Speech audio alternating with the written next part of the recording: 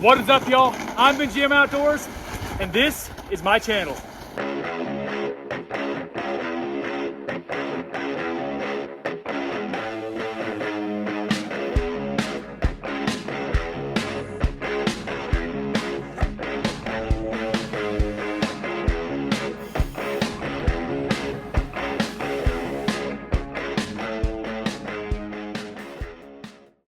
Welcome back, y'all. So we're back here with the Concours 1400 build, and I'm super excited for the video today because I got it rideable.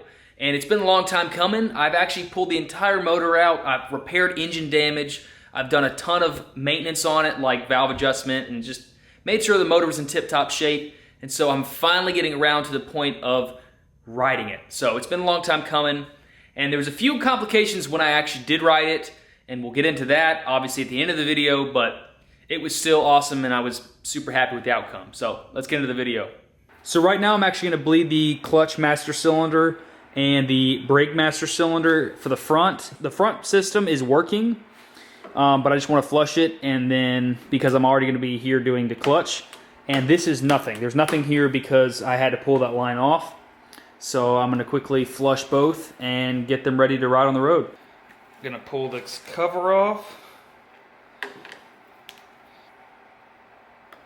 Kind of dark.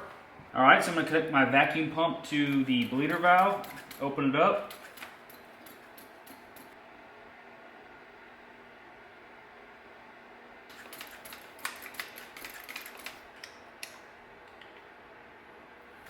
So I'm going to suck out just enough to where it goes in the hole for the most part.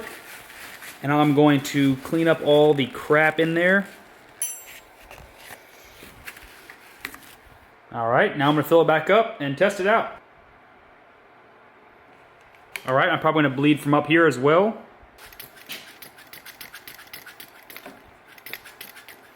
So I'm actually bleeding the front brakes, and this is slightly different than the rest of my bikes because this has an ABS module on it. So this front master cylinder actually goes to the ABS module. It doesn't go directly to the front brakes. It goes to the module first, and then it comes back to the front brakes. You can still bleed it like normal. You can put fluid in up here and suck from out here. There's probably gonna be a lot more fluid because there's a lot more lines. So it might take longer to get all of the dark fluid out. So I'm gonna clean out the reservoir now. So one little trick to bleed the master cylinder up here, I am going to put the pump on, build some pressure, push down on the lever, and then crack it open for a second, and then close it. Just do that till you have no air. So both of these were bent in the wreck, but this can be bent back relatively easy. So I'm going to heat this puppy up and bend it right back.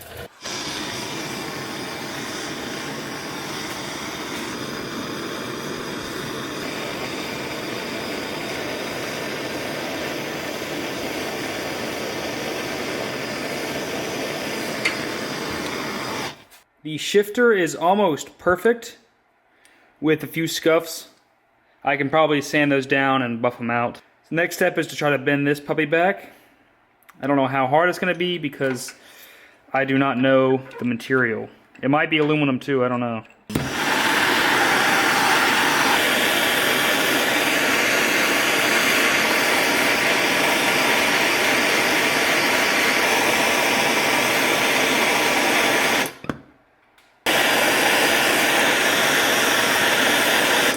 So I got to put it back together.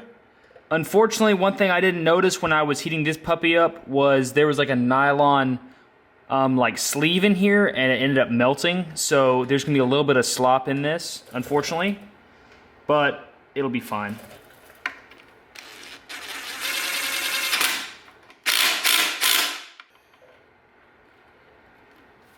Here is the old radiator. It is toast. It is just destroyed. And unfortunately, this fan is actually bent. Just the fan blade is actually bent. The motor I think is good. I'm actually gonna bench test it real quick. And the motor is straight itself. I put this fan on this one and spun it, and it's straight. So I can actually get a new fan blade for 20 bucks on eBay. So if the motor's still good, I'm just going to reuse this puppy. Now I'm gonna not wait on that. I'm gonna both install these onto the new radiator that I have, and I'm gonna install it in the bike so I can get it running and driving first. Yellow's gonna be negative. That's gonna be positive. Okay.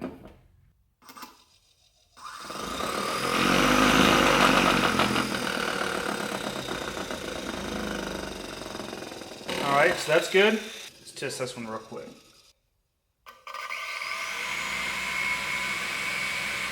As you can see, that one's balanced. Here's the new radiator though.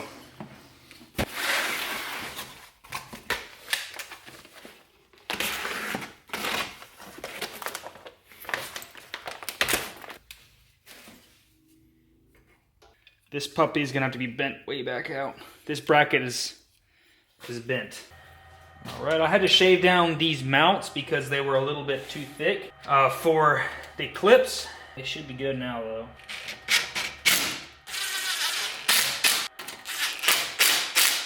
So that fan's good. Actually, before I put the radiator on, I'm going to give the headers a once over with the wire wheel.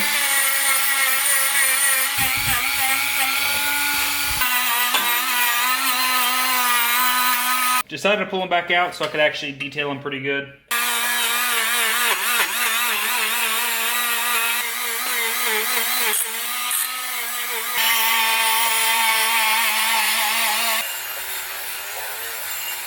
So I wire wheeled the headers. They look pretty good. I also cleaned them with some stainless steel cleaner and polisher, and hopefully it prevents them from rusting for a little while. I'm gonna slap it back on there so I can put the radiator on and get it running and driving.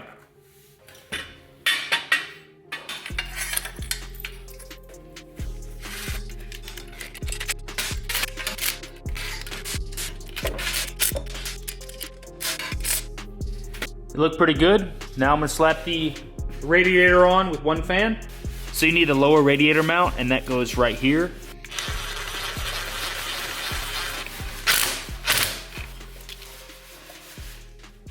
Another thing I'm gonna have to fix on this left radiator fan, other than the blade, is this wire back here. It still works, but it's smashed. So I'm gonna disconnect that and shorten it a hair. So I pulled it apart, resoldered it, and here you go. Of course, the fan's out of whack because it's bent, but everything else is good.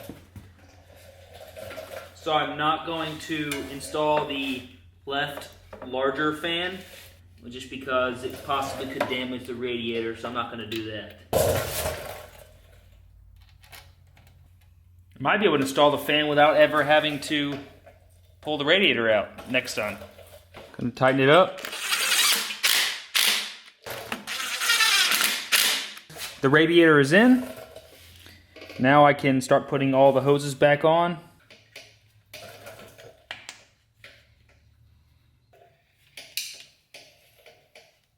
So I'm kind of in a pickle right now. So both these coolant lines both got damaged. This one got tore off from the radiator right where it connects. And this one has a hole right in the middle of it. So I could buy new coolant hoses, but that's an added cost that I didn't expect. And I didn't want to spend. So this is actually a coolant line off of a CBR 600. It goes in through the frame to the thermostat, comes out to the top of the radiator. So it was dented right here. It's just dented all in here. And it's dented a little bit right here. But I can cut out these two sections and clamp it to each side. Basically cut out this section right here and add in a section, maybe I can do a curved section right here. So clamp it here and here, and then use this straight section to extend this line. So lop it right there to still have a little bend, and then extend it right here. So I can do that, and I think that'll fix my issue without having to go out and spend more money. So I cut these two pieces out of that entire pipe from that CBR 600, and I'm about to like test fit, see what I need to cut out of these hoses. So there's a rip on the back and on the front. So I'm gonna put this one right here and cut off just right above those cuts. Basically right there, and then like to right here. This one, I'm just gonna cut out a section and probably have only an inch and a half sticking out maybe.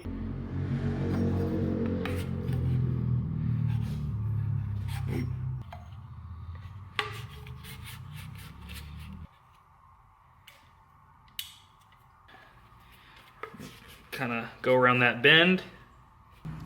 Hopefully this cut goes well.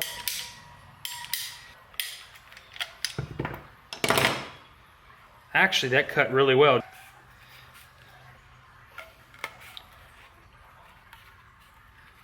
There we go.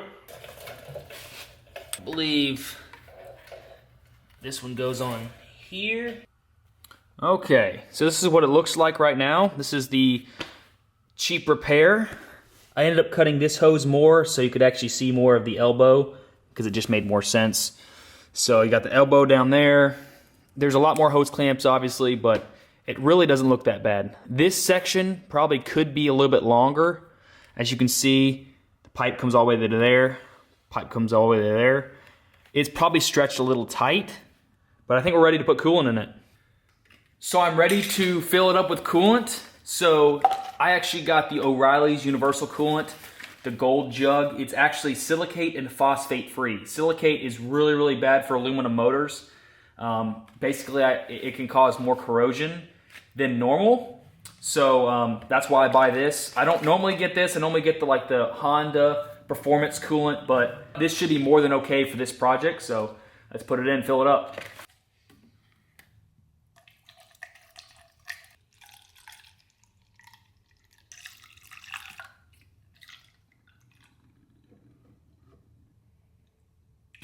Oh, there we go.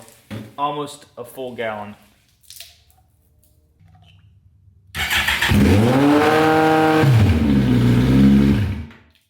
Brakes are good, clutch is good. I just have to zip tie the odometer, make sure I have some of this other stuff zip tied, and then I'll be able to go take this thing for a test ride. Obviously, definitely want to put this in my pocket so I don't lose it, but zip tie this. I think that everything else is good, I believe. I'm gonna pull it off the stand. Man, this thing is a beast. It is heavy. I'm gonna take it outside to run it for a few minutes before I take it for a test ride.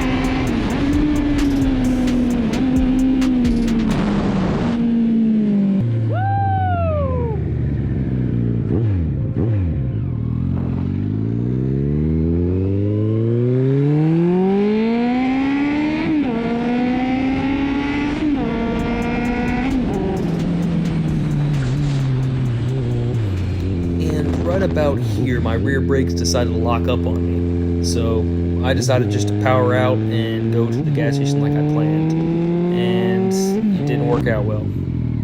So just before I got to the pump, it completely locked up on me. And I was not able to power out of it, push it, or nothing. So I had to call my wife to come bring some tools.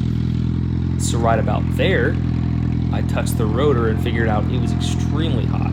And it burned my glove almost instantly, even created a little bit of smoke that came off of it. So I knew what I had to do. It was either take off the caliper or potentially the cylinder for the brake lever. So unfortunately, I'm gonna have to cut the video right there. But I did get the bike home safely. I removed the 2 Allens that went to the rear master cylinder on the rear set, and it relieved the pressure. So I have an issue with my rear set, or the caliper, or possibly just the old fluid in there stuck the caliper, I don't know. Because I didn't flush the rear brake line, which I should have. That should have been something I did automatically when I'm doing the front stuff. But it is what it is. I also damaged the rear rotor, so which makes me think it's not just the master cylinder or the brake lever. So it actually bent the rotor. Like, let me show you. So here's the rear rotor. It is a very large rotor, significantly larger than most rear rotors, probably because it's a sport touring bike. But here's the issue. It's got some curvature to it. So it's almost like one of the pistons was pushing and the other wasn't, which would create this curvature. It pushed from one side, and as I was powering through it, it forced it over and just created a bowl out of the rotor. Anyway, so I gotta figure out what caused that. I'm probably gonna do a fluid flush and probably take it for another test ride with the new rotor and kind of see how it does. Hopefully I don't ruin another rotor. These things are not incredibly cheap. I mean, they're not incredibly expensive either, but not like a front rotor. Still, that's, I think, my biggest issue right now that I'm facing, riding it. But it does run and ride pretty good other than that. It's very powerful and it sounds super good. Anyway, that's gonna be it for this video, so y'all take it easy. Catch you on the flip side.